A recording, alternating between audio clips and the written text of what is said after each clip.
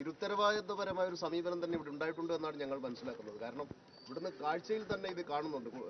കുട്ടികൾക്ക് അതുവഴി ഇറങ്ങി വരാൻ കഴിയുന്ന തരത്തിൽ കുട്ടികളല്ലേ, കുട്ടികൾ ഉണ്ടാവുന്ന എല്ലാ സ്ഥലങ്ങളും സുരക്ഷിതമായിരിക്കണമെന്ന് തന്നെയാണ് ഞങ്ങൾ ആഗ്രഹിക്കുന്നത്. ഗവൺമെന്റ് നിലപാടും അതുതന്നെയാണെന്നാണ് ഞങ്ങൾ മനസ്സിലാക്കുന്നത്. പക്ഷേ ഇങ്ങനെയൊരു സംവിധാനം ഇവിടെ ഇത്രയും കാലമായിട്ടുണ്ടായിട്ടും ബന്ധപ്പെട്ട അധികാരികൾ അത് ശ്രദ്ധിച്ചില്ല എന്നത് വീഴ്ചയായിട്ട് തന്നെ കമ്മീഷൻ കാണുകയാണ്. അതിൽ ഇലക്ട്രിസിറ്റി ബോർഡിന്റെ ഭാഗത്തുനിന്ന് ഉണ്ടായിട്ടുണ്ടാവാം, പഞ്ചായത്തിന്റെ ഭാഗത്തുനിന്ന് ഉണ്ടായിട്ടുണ്ടാവാം, വിദ്യാഭ്യാസ വകുപ്പിന്റെ ഭാഗത്തുനിന്ന് ഉണ്ടായിട്ടുണ്ടാവാം. ഇത് പരിഹരിക്കാൻ ഒരു അപകടം നടക്കേണ്ടി വന്നു എന്ന് പറയുന്നത്, ഒരു ദുരന്തം നടക്കേണ്ടി വന്നു എന്ന് പറയുന്നത് വളരെ കഷ്ടമാണ്.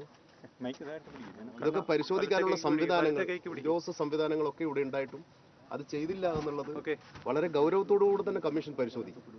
ആർക്കൊക്കെ വീഴ്ച വന്നിട്ടുണ്ട് എന്നുള്ളതും കൂടെ പരിശോധിച്ച് അതിനാവശ്യമായ നടപടികൾ സ്വീകരിക്കാൻ സർക്കാരോട് കമ്മീഷൻ ആവശ്യപ്പെടും.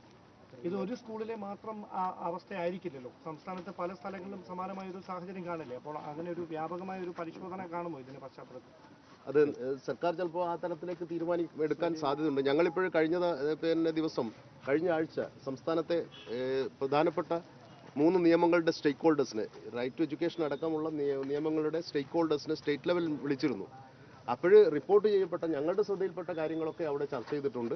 അതോടൊപ്പം തന്നെ ജില്ലാതലത്തിൽ മുഴുവൻ ജില്ലകളിലും മീറ്റിംഗ് നടത്തിയിട്ടാണ് സ്റ്റേറ്റ് ലെവൽ സ്റ്റേക്ക് ഹോൾഡേഴ്സിനെ ഞങ്ങൾ വിളിച്ചത്.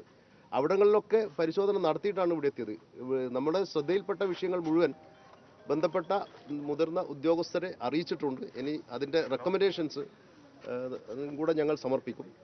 അടച്ചുറപ്പുണ്ടോ ഈ സ്കൂൾ കെട്ടിടത്തിനെന്ന് തോന്നുന്നത്? ഈ കുട്ടികൾക്ക് ഇറങ്ങി വരാൻ പാകത്തിലാണോ ഈ അടച്ചുറപ്പില്ലാന്ന് തന്നെയാണ് ഞങ്ങൾ മനസ്സിലാക്കുന്നത്. കാണുന്ന കാഴ്ചയിൽ തന്നെ അങ്ങനെ തന്നെ അനുഭവപ്പെടുന്നു.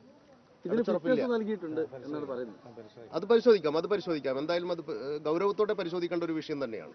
ഇത് സ്ഥാപിച്ചു, ഇത് ഈ മേലെ ഇപ്പൊ ഷെഡ് സ്ഥാപിച്ചല്ലോ, ഷെഡ് സ്ഥാപിക്കണമെങ്കിൽ തന്നെയും ഈ ഒരു മെയിൻ സ്വിച്ച് ഓഫ് ചെയ്യേണ്ടി വരുമല്ലോ. അപ്പം അത് KSEBിയുടെ അറിവോടെയാണ് അപ്പൊ ഇത് നടന്നതെന്നുള്ളതല്ല അത് തെളിയിക്കുന്നത്. അല്ലാണ്ട് ഒരു തൊഴിലാളിക്ക് അതിന്റെ മേലെ കയറി ജോലി ചെയ്യാൻ പറ്റുമോ? ഈ ഷെഡ് സ്ഥാപിക്കാൻ ഒരു തൊഴിലാളിക്ക് അതിന്റെ മേലെ കയറി ജോലി ചെയ്യാൻ പറ്റില്ല. അത് KSEB അറിഞ്ഞോ ഇല്ലയോ എന്ന് നമുക്ക് പരിശോധിക്കാം. എന്തായാലും ഞങ്ങൾ അത് ഗൗരവത്തോടു കൂടെ തന്നെ അത് പരിശോധിക്കും. KSEB ഇപ്പൊ കൈകഴുകുകയാണ്, നമുക്കറിയില്ലായിരുന്നു ഇത് സ്ഥാപിച്ചതെന്നുള്ളതാണ് അവർ പറയുന്നത്. അങ്ങനെ അവർക്ക് പറയാൻ പറ്റുമോ? അങ്ങനെ പറയാൻ പറ്റില്ല. കാരണം KSEB എല്ലാ മഴക്കാലത്തിന് മുൻപും അവരുടെ എല്ലാ ലൈനുകളും സുരക്ഷിതമാണോ എന്ന് അവർ പരിശോധിക്കുന്നുണ്ടല്ലോ. ആ പരിശോധനയിൽ ഇത് കണ്ടെത്തിയിട്ടില്ല എന്ന് പറയുന്നത് ശരിയായൊരു സമീപനമല്ലെന്ന് തോന്നുന്നു. വർഷവർഷം സ്കൂളുകളിൽ ഫിറ്റ്നസ് സുരക്ഷാ പരിശോധനയും സുരക്ഷാ കമ്മിറ്റിയൊക്കെ യോഗം ഇത് വന്നില്ല എന്ന് പറയുമ്പോൾ അത് വളരെ ഗൗരവത്തിലുള്ള ഒരു പ്രശ്നം തന്നെയാണ്. ഇവിടെ PTA ഉണ്ട്, സംവിധാനങ്ങളുണ്ട്, സ്കൂൾ പ്രൊട്ടക്ഷൻ കമ്മിറ്റികളുണ്ട്.